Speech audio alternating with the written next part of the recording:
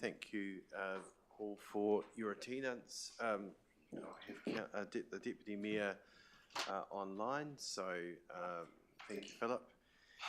So have I got any apologies?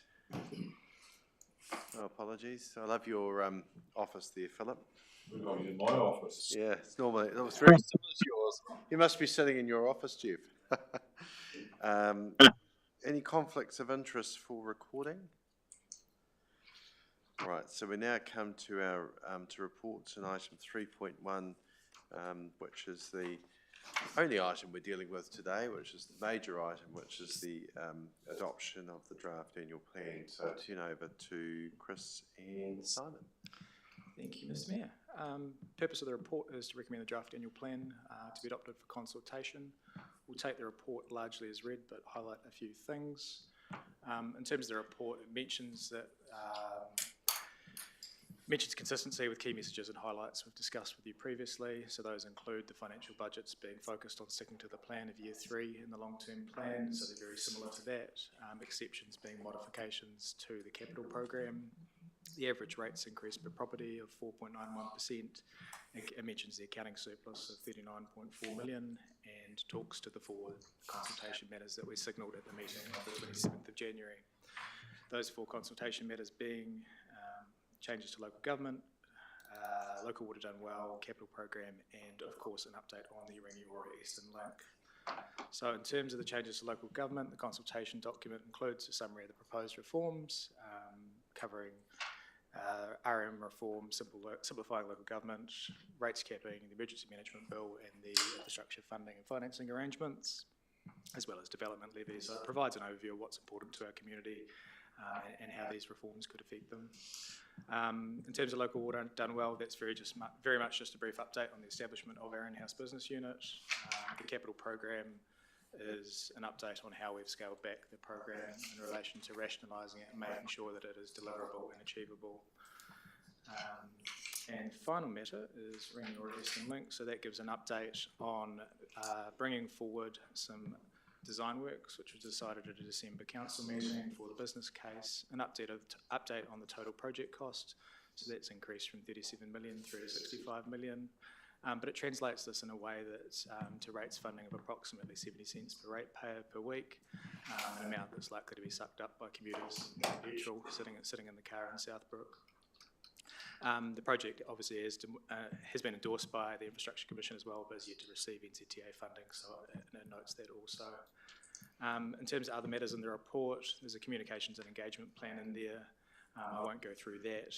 There's also some key dates in terms of the process, which you've probably seen a few times, and a recommendation in there for the Mayor and CE to approve any edits made from this meeting, and myself for any minor edits or corrections. Do you want to add anything, Simon? I think well covered. Thank you.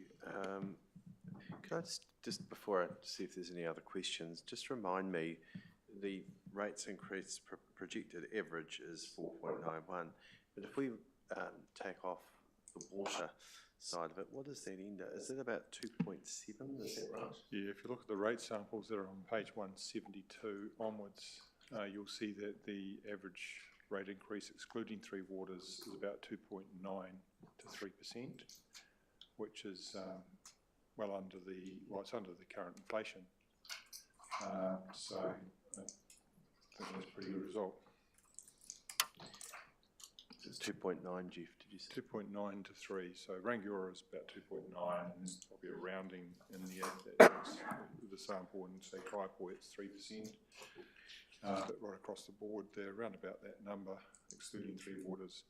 If you're on a large farm, which has quite a large capital value, the average rate increase for a large farm in the district is around about 1.8%. A smaller farm is around about 2.5%, and that's just really reflecting the large value of the capital and of the property. Thank you. Is there any questions of colleagues? Councillor Fulton, followed by Councillor Keynes. Thank you, Mr. Chair. Just a specific consultation. I think the Oxford event is going to be at the AMP. Now, that one, I presume that we won't have a large, or if any, staff presence there. Perhaps it differs from our format from the other events. How are we to respond to that in the same way as we might at the other community events? To how do we capture those sort of questions and relay them, because and also capture specific community concerns up there at Oxford Impact? I think it would be staffed, Simon, wouldn't it? Do we have a staff presence or? We normally do. The consultation. Team. Yes, I was just confirming with Alistair, we will have staff there. Some of the communications team will be there. Yeah. It is very important while staff are present that elected members also get along and support the planner and are there to talk to residents that are coming up and members of the community. So it's supplemented. Staff are there as the base, but it's supplemented by elected members. I know we've got a good local member presence. Yeah. Thank you. Councillor Cairns. Thank you, Mr Mayor. Thank you, gentlemen, for the report. One thing that I find common whenever an annual plan or a long-term plan comes out, that the questions always come back to me going, well, mine's nowhere near, or my rates increase is nowhere near the average. How on earth do you come up with the average? So that's one question. But more importantly is in terms of the rates capping, like some properties will receive a rates increase this time of maybe upwards of 10%. If rates capping was to come into force, is it based on average or is it based on across every element of our district and separated? Do you understand that question? Yeah, I'll start with the first one. So in terms of the average, that is based on the average overall rates take, but it's been adjusted per property, so it's been adjusted essentially for our growth. So it's done at the overall level rather than an individualised property in terms of a rating area. The examples you're talking to, Councillor Cairns, you'll see the rating examples that Jeff was referring to earlier. Those are they provide a better understanding of the localised differences that you will see within that average. I think it was on page 116, did you say, Jeff? 117. 117, yeah. So that's sort of how those are calculated. Sorry, the secondary question?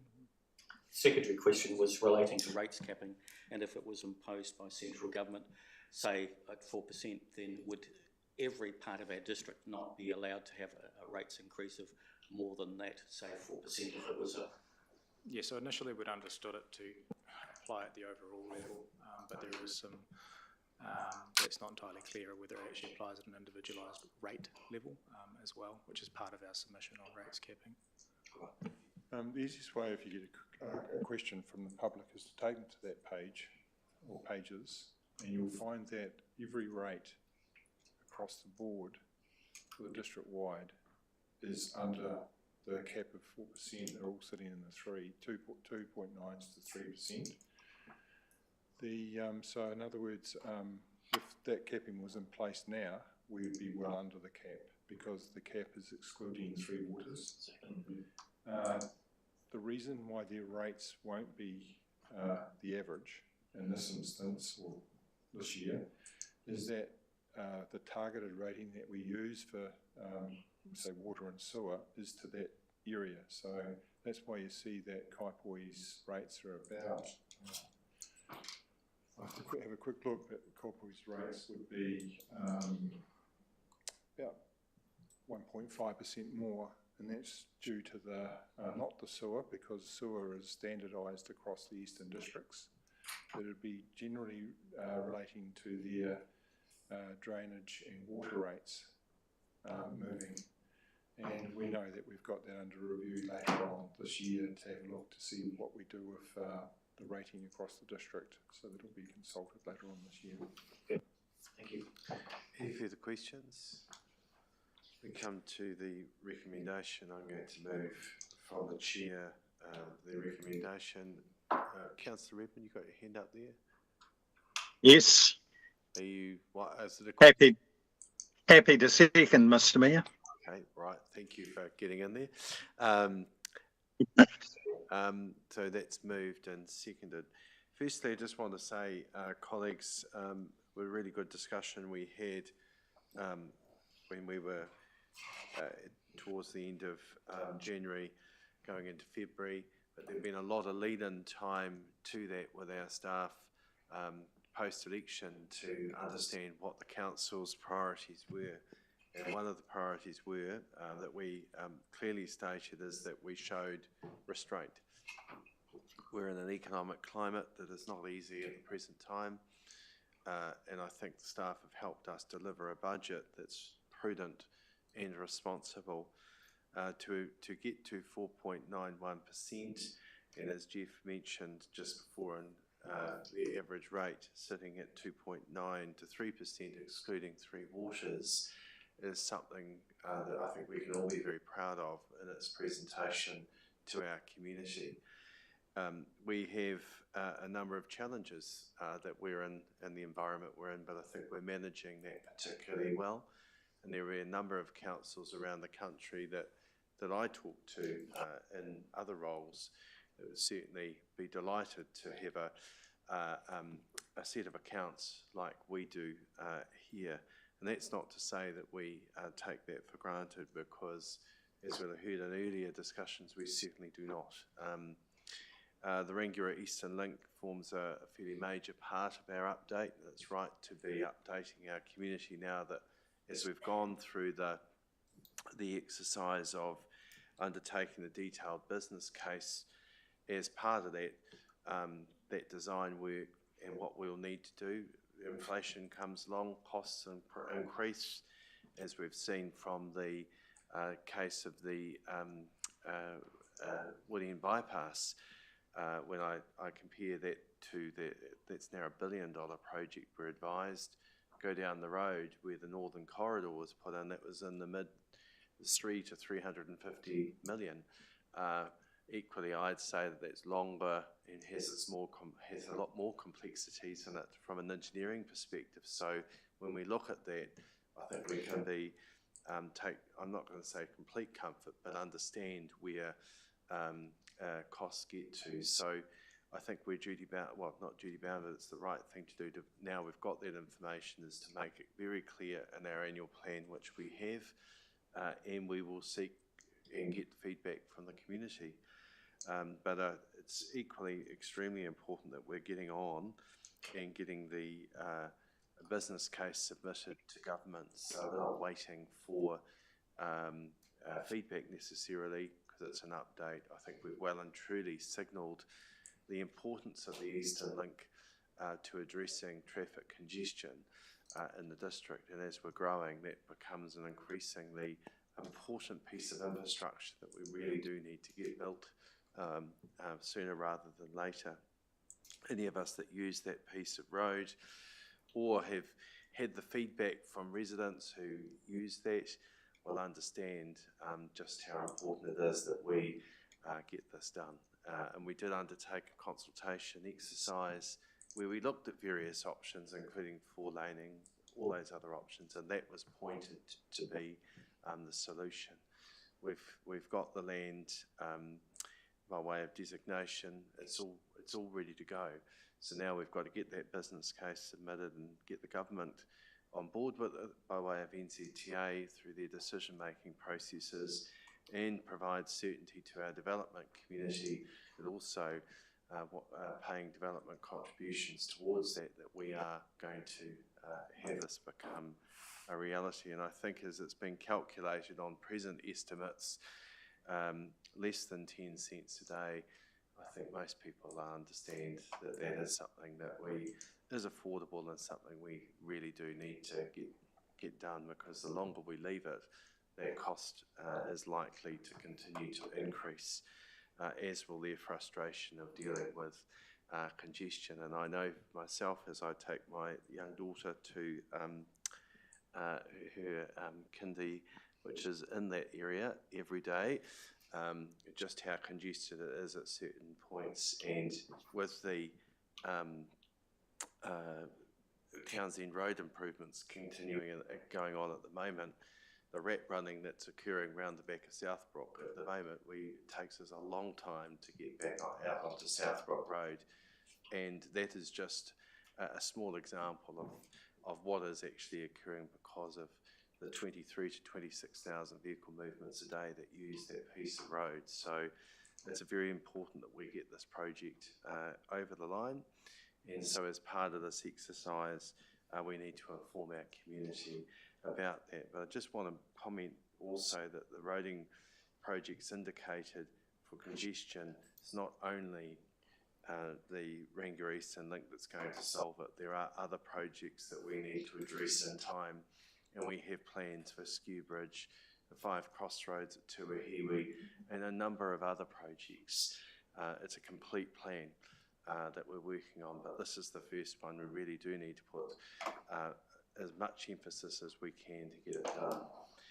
I'd just like to commend the rest of the consultation document to our community, and as always, we seek and look forward to the comments that come forward as a result of the annual plan, and I'm sure we'll get a few suggestions that'll come in, and there may well be some other bids that come through, and we'll just have to look at those carefully against what we've already committed. Next year's long-term plan, which is every 3 years we undertake, which is setting the budgets for the indicated program for the next 10 years, is going to be a large piece of work, which we will start on very shortly. Looking at the rating review for water, sewer and drainage will be part of that, which will pick up some of those inequities that we do have in the district. I'm not going to say that that'll be an easy fix, because there will be give and take in that, but Oxford particularly, that's sitting out there with a reasonably large sewer project, the time has come that we really do need to consider looking at that from a district perspective, and there are others that we'll equally need to consider in how we put that together. So that'll form part of our rating review discussion. But there's a very detailed program here. There's a lot of work gone into our annual plan. The engagement that Alistair and the team have put together looks really great. So thank you for the work that's gone into there. I really encourage colleagues to come along to the drop-in sessions, and please come and support the Oxford AMP show as well. It's good to have as many colleagues there as we can to be there to explain to our community or come along with their questions. So with that, I commend the annual plan consultation to you all, and hopefully you'll support it. Deputy Mayor, do you wish to speak? Yes, please. I'm pleased to support the recommendation too. The annual plan aligns closely with the long-term plan, and although we don't have any legal requirement to consult this year, we have chosen to consult with our community. The big challenge we have is to achieve a balance between affordable rate levels and maintaining levels of service. We propose a 4.91 percentage as that balance. I worked out that's about $200 per annum increase for the average notional ratepayer, or $4 a week. Certainly, we've had some of the lower rate increases nationally over the last 6 years or so, and I think we lead by example with the local government community.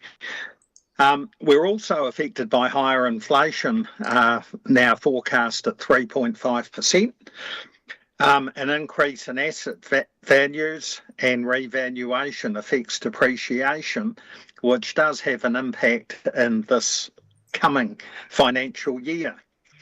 On the other hand, we've had the benefit of lower interest rates, which help moderate the increase.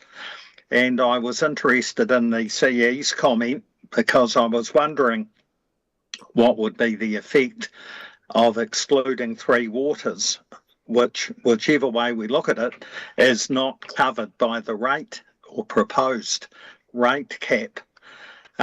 So if that brings us down to around 3% or possibly less, that's well within the proposed rate cap of between 2 and 4%.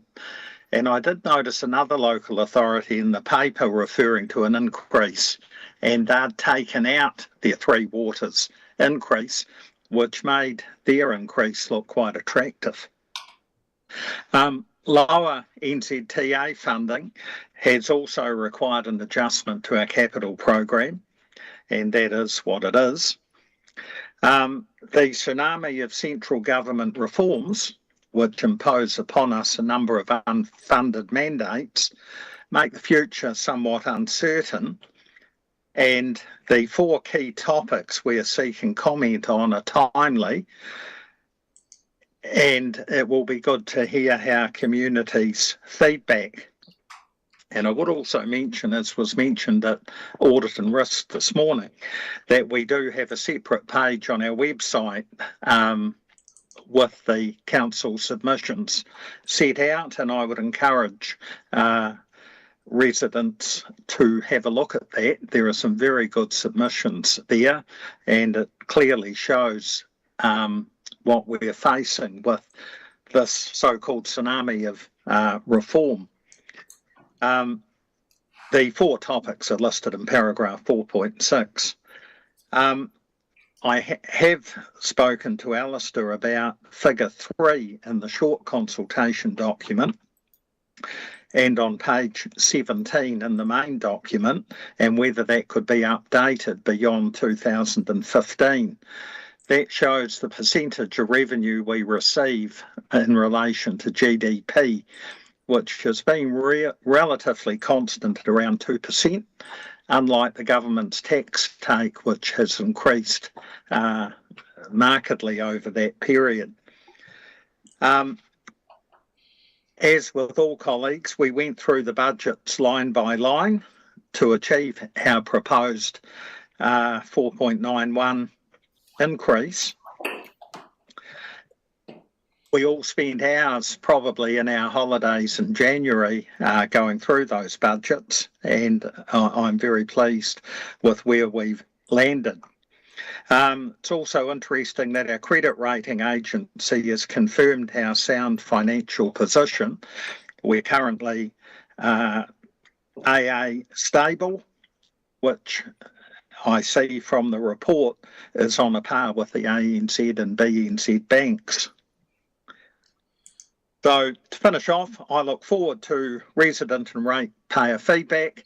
I think we've prepared a very appropriate annual plan and look forward to hearing from colleagues and residents. Thank you. Thank you. Is there any further speakers? Just in response, I agree with you, Deputy Mayor, around the Fitch and our AA stable rating, which is actually a better rating than most trading banks have. So, as you observe, so that speaks to the financial performance of this council, which is externally assessed, and we take advice independently all the time on our financial performance and where our borrowings sit. So I agree it's an important point to make sure our community are well aware of. So with that, I'm now going to put the recommendation. All those in favour, please say aye. Contrary, declare that carried. Thank you, Chris, Simon, and especially thank you to our Chief Executive, who I think shows he got the message of where the council was sitting and worked with our staff, and our staff did as well, to make sure that it was well understood throughout all our staff. And so what we were presented, while we had done our work on it, the hard work and uplifting had come from our team. So thank you, Chief Executive, for all the work that you've put into there. All right, with that, there's no further business. Our next meeting is to be on the 3rd of March. But I believe there's committee meetings this afternoon, I think CNR. All right, go well, everyone. Thank you. Right, Philip, you can head back to holiday now, Philip. Yeah, Lunch break.